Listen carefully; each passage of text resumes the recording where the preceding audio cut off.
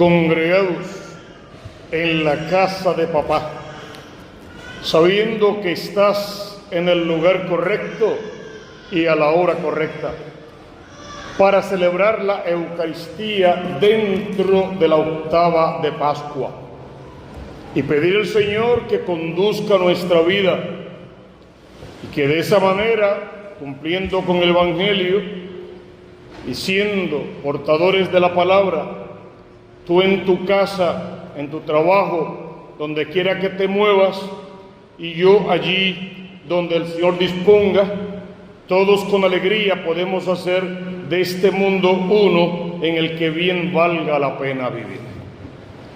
Y en esta Eucaristía de acción de gracias, antes que nada, con un tono de despedida también, pero de reencuentro siempre, la pregunta básica sería, y en el fondo, ¿qué es un sacerdote? Y es un hombre elegido por Dios de entre los demás hombres, para ser a su vez el continuador de la obra de Cristo, el colaborador de su obispo, el administrador de una porción de la iglesia en la parroquia que le toque trabajar.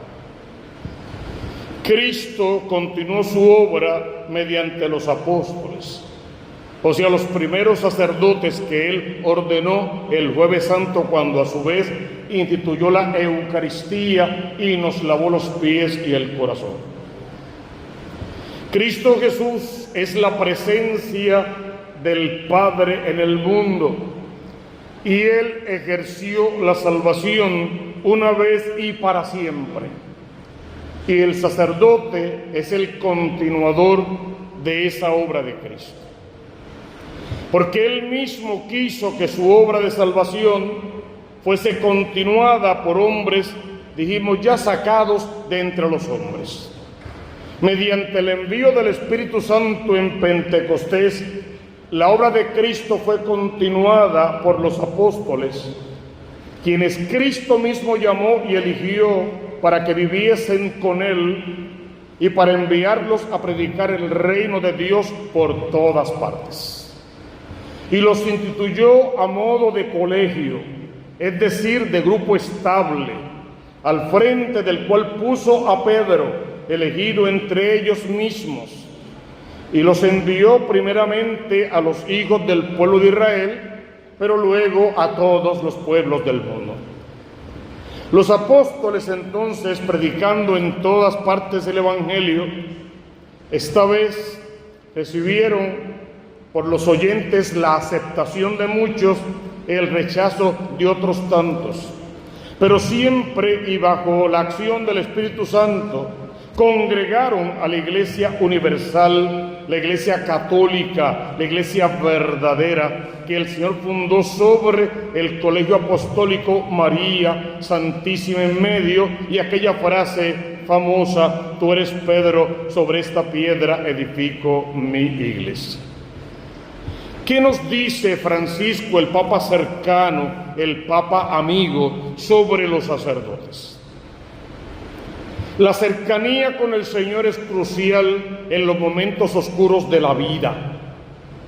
Sin la intimidad de la oración, de la vida espiritual, de la cercanía concreta con Dios a través de la escucha de su palabra, de la celebración de la Eucaristía, del silencio en la adoración, de la consagración a la Virgen María como Madre de Dios y Madre nuestra, del acompañamiento sapiente de un guía espiritual, del sacramento de la reconciliación, el sacerdote es, por así decirlo, solo un obrero cansado que no goza de los beneficios de los amigos del Señor. Un sacerdote sin oración, sin caer muy a menudo de rodillas ante Dios, sin vaciarse de sí mismo, es solo un obrero. Y el Papa dice cansado. Para que pueda ser un buen sacerdote, en adición, tiene que ser un hombre santo, porque en fin de cuentas la misión de todos la conocemos. Sean santos como el Padre del cielo santo es. Que todas las acciones de todos los sacerdotes y sus actitudes tengan siempre sabor a evangelio. El sacerdote está llamado a hacerse cargo con firmeza de la realidad anclada en la sabia tradición viva y eficaz de la Iglesia verdadera, que puede permitirse remar mar adentro, pero sin miedo, sabiendo que Dios está siempre allí para recoger nuestras buenas obras cuando tenemos éxito y para recoger los pedazos de nuestro corazón cuando aparentemente fracasamos, pero al final Él está allí para darnos la victoria. No permitas, hermano, que tu sacerdote caiga en espiritualismos desencarnados, en mediocridades, en medios evangelios. No permitas que él caiga en tentación de pecado, que no seas tú la causa de su tentación y de su pecado, que nunca seas piedra de tropiezo en el caminar de ningún sacerdote. Discernir la voluntad de Dios es aprender a interpretar la realidad con los ojos del Señor, siempre fijos los ojos en Cristo, para poder ver la vida con sus ojos, amar el mundo con su corazón, sin prostituirnos con las invitaciones que el mundo nos da, y pasar por el mundo siempre haciendo el bien. Dice Francisco, el sacerdote está llamado a fomentar comunidades con un fervor apostólico contagioso. Esa frase de Teresita Quevedo, Señor, que quien me mire te vea, que el sacerdote sea contagioso porque contagia las almas del deseo de buscar a Dios hasta dejarse encontrar por Dios, de amarlo sobre todas las cosas, de servirle con todo el corazón y de participar activamente en la vida sacramental de la Iglesia verdadera. No olvides jamás que la vocación específica de todos es el cumplimiento del sacramento del bautismo. ¿Y qué o quién es un bautizado? Alguien que le pertenece a Cristo y por ende participa de su vida redentora. Vamos a acordarnos siempre del amor que Dios nos tiene, porque es un Dios que te amó primero, que te ama más, que te amará para siempre. Sin una relación significativa con el Señor, nuestro ministerio está destinado a ser estéril, a no dar frutos. La cercanía con Jesús, el trato cotidiano en la oración, la paciencia de todos los días, el contacto con su palabra, nos permite confrontar nuestra vida con la suya y aprender a no escandalizarnos de nada de lo que nos pueda suceder, porque en todo tiempo tienes que recordar, Él está contigo y está de tu parte.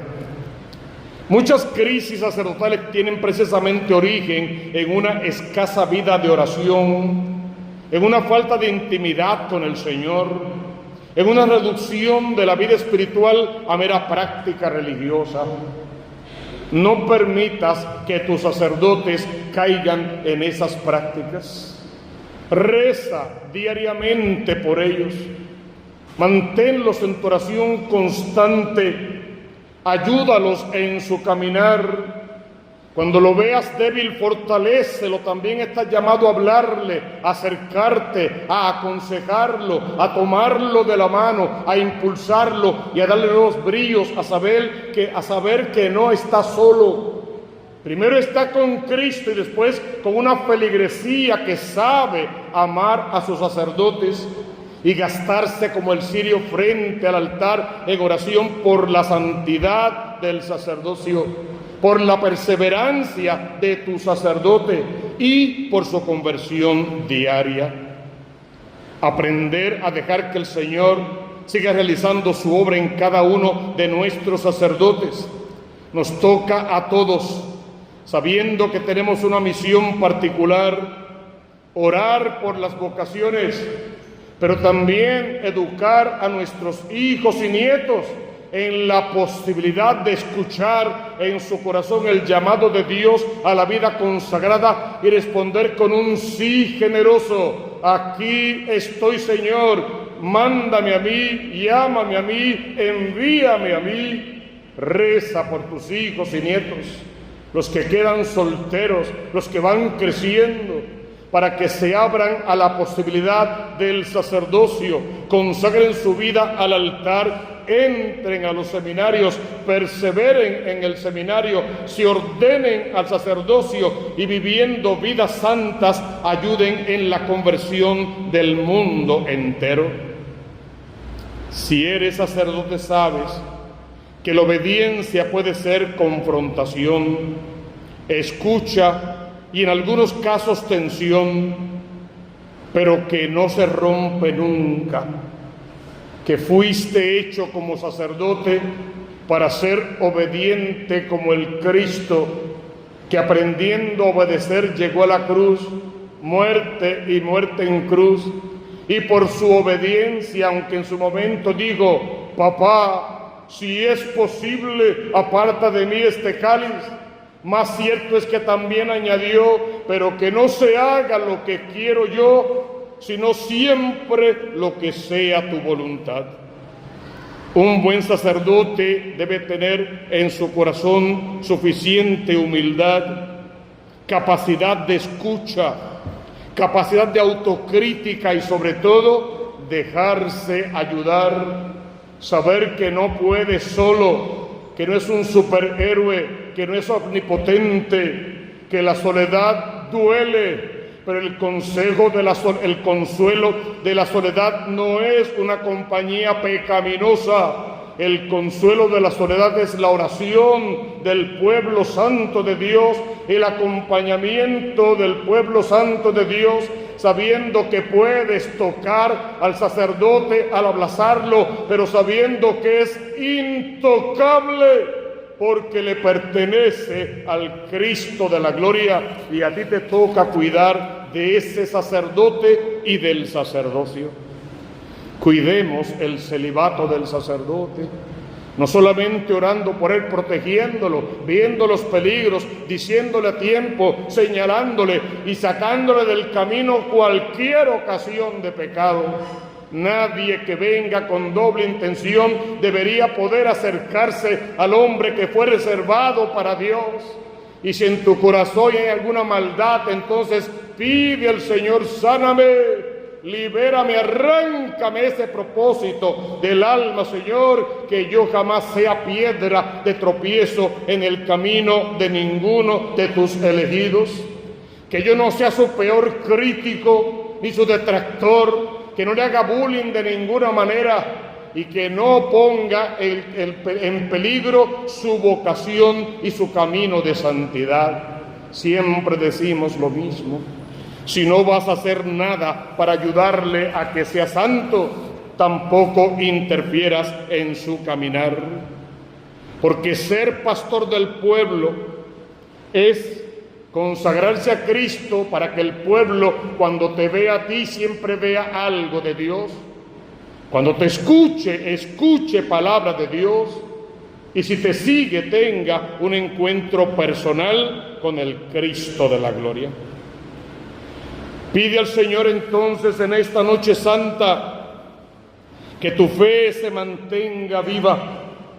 Y para mantener viva y fecunda la vocación es necesario permanecer cerca de Dios, cerca del obispo, cerca de los sacerdotes, cerca del pueblo santo de Dios. Estas 4 cercanías son una buena escucha para jugar en la cancha grande a la que el sacerdote es llamado y está encomendado sin miedo alguno, y que tiene que saber que la cancha del mundo no fue ganada por el demonio, que cuando Cristo caminaba en la cruz no era un Cristo vencido, caminaba a su gloria, gloria que quería compartir con todos nosotros. ¿Qué es un sacerdote? Mírame bien. Es un hombre plantado al borde de la acequia, que de vez en cuando será arrancado de raíz, aunque duela, para plantarlo allí donde debe volver a echar raíces, para hacer que otros también puedan beber de las aguas de la salvación. Un sacerdote es un mochilero de Jesús, sin puerto ni aeropuerto, porque su meta es llevar las almas al cielo. No se casa con ninguna persona, porque está casado con el Cristo de la iglesia, que es la iglesia misma. No le pertenece a nadie, porque es propiedad exclusiva de Cristo. Sacerdote soy yo, rumbo a la parroquia San Juan Bautista del hermoso pueblo de Maricao, en las montañas del área oeste de la isla, el lugar más alto desde donde Dios abraza a toda la diócesis de Mayagüez y te abraza a ti también. Solo te pido, hermano, cada mañana, cada atardecer, cada día, cuando mires a la montaña, acuérdate que pasé por aquí con mayor o menor gloria, que algo más o menos bueno tiene que haberse hecho, y si no, pido perdón de verdad por cualquier cosa mala que se hizo. Y cuando mires a la montaña, te pido que me acompañes con tu oración. Reza por mí, reza por mi alma, que siente el calor de tu oración, que cuando esté frente al Santísimo pueda ver tu rostro y orar por ti y por tus intenciones. Y que sepamos con San Pablo que estamos llamados a ser un solo corazón y una sola alma. A esta parroquia básicamente me trajo la tormenta María hace ya casi 5 años atrás, 4 y tanto. Yo sé por qué yo vine. Yo era su penitencia de Cuaresma y ustedes son mi regalo de resurrección. Y como fueron tan buen regalo para mí, me convirtieron entonces por su oración, su ejemplo, su cariño, su paciencia, sus abrazos, sus besos, sus sonrisas y sus buenas intenciones, sus regalos también. Me convirtieron igual en una buena ofrenda. Y cuando el Señor vio que me convirtieron en una buena ofrenda, mucho mejor de lo que era cuando llegué aquí, entonces dijo: la gente de Mariquea son bien buenos, casi santos, están más cerca del cielo. Por lo tanto, este hombre que ha crecido tanto, le falta, tiene que seguir creciendo. ¿Y qué fue lo que hizo el Señor? Me dejó aquí para que yo siguiera haciendo su penitencia de Cuaresma, y me manda a Maricao para que ahora yo sea su regalo de Pascua. Ojalá que cuando hagan el regalo les agrade, si no vengo para acá y me tienen que recibir de nuevo en casa, porque esta es mi casa y siempre va a ser mi casa.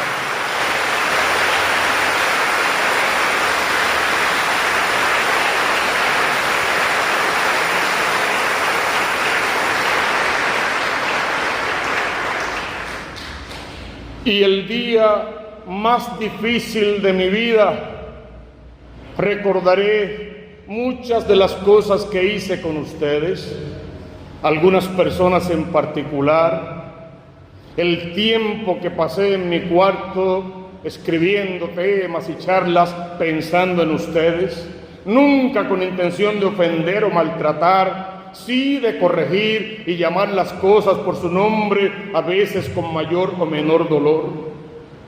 las largas horas en la oficina donde aprendí mucho más de lo que pude haber dado. Yo amaba esa oficina y a la gente que iba allí. Me gustaba estar allí y trabajar allí porque sentía cada vez que alguien llegaba que un alma podía estar un poquito más cerca de Dios. Pero lo más hermoso era ver el agradecimiento pasados los días, encontrar a la gente y agradecer: Padre, gracias por todo lo que hizo. Y a veces simplemente escuché, presté un oído que es el oído del Cristo. Vamos a estar en la montaña, no tienen que subir hasta allá. Si suben los vamos a recibir. Allá se hace buen café, tienen que llevar la leche, pero si suben los vamos a recibir, pero no tienen que subir, aquí está su lugar, aunque siempre serán bienvenidos. Lo que sí no van a dejar de hacer es orar por este pobre sacerdote, para que persevere, para que sea santo, para que se convierta todos los días, para que nunca pierda lo que le queda de alegría y con esa alegría contagie más almas. Experimenta en esta hora, hermano, el abrazo del Espíritu Santo de Dios y haz que descienda copioso sobre ti. Le pido a Dios en este instante: Espíritu Santo de Dios, desciende sobre esta asamblea. Míralos como miraste a María Santísima. Fíjate en ellos como en ella te fijaste. Le elegiste para ser la madre de tu Hijo. Señor, preña a toda esta comunidad en los 7 dones de tu Espíritu Santo, para que esta parroquia se vea obligada a parir a Dios en su casa, en su trabajo, en la calle y donde quiera que se muevan. Que el Espíritu Santo de Dios habita en ti hoy y para siempre, y que nunca dejes de honrar el misterio trinitario y de vivir en santidad. Te abrazo con el poder del Espíritu Santo de Dios y quiero llevar a Maricao el último de todos sus abrazos. ¿Conocen la consigna? Busca primero el reino de Dios con su justicia, y todo lo demás. Fuerte el aplauso para el Cristo de la gloria, pero fuerte, fuerte, fuerte, fuerte, fuerte el aplauso para el Cristo de la gloria. ¡Que viva el Cristo de la gloria!